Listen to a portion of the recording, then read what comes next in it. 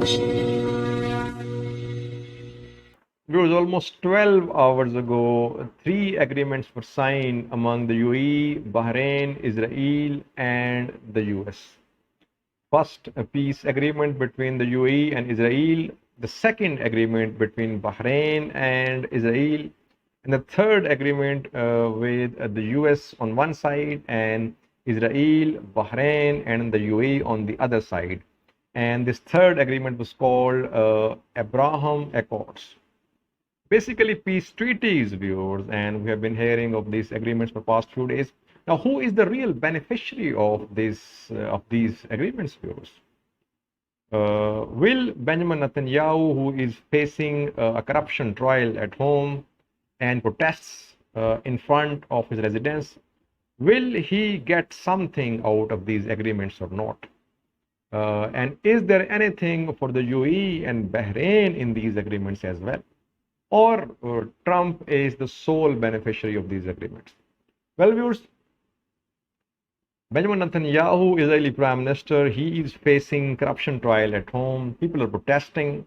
And I don't think that these agreements will help him a lot. Because people know that it is Donald Trump, it is America which is behind these agreements. So it is not the effort of only Israel. Israel cannot convince any Arab country on its own to sign a peace treaty with Israel. It is mainly the role of America, viewers, which is behind these peace agreements. That is why at home or abroad, I don't think that Benjamin Netanyahu will get a lot out of these agreements.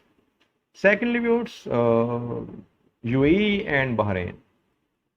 People are saying that it is a way of being close to US. That is why these two countries, they have signed these agreements. Well, viewers, Bahrain and the UAE, they are already very close to the US. There is deployment of American F-35 in Abu Dhabi in the UAE. And there is presence of American Fifth Fleet, Naval Fleet in Bahrain. So both these countries, they already have very close defense and military ties with the US. They don't need a channel through Israel to get close to US. Already they're very close to the US. The most important beneficiary is Donald Trump, viewers.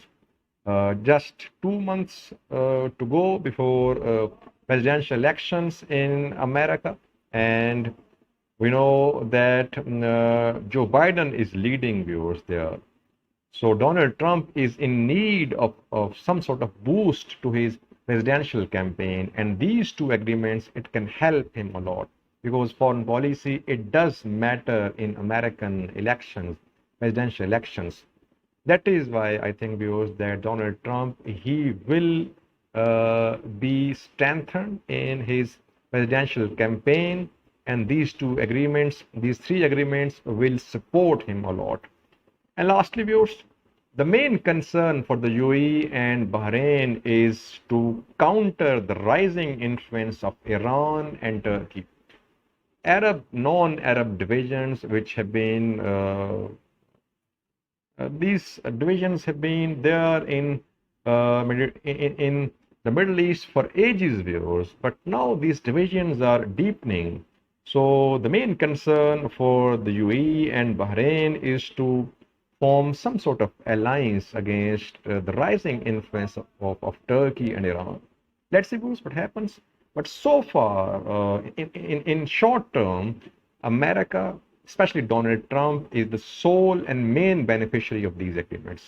Thanks for watching.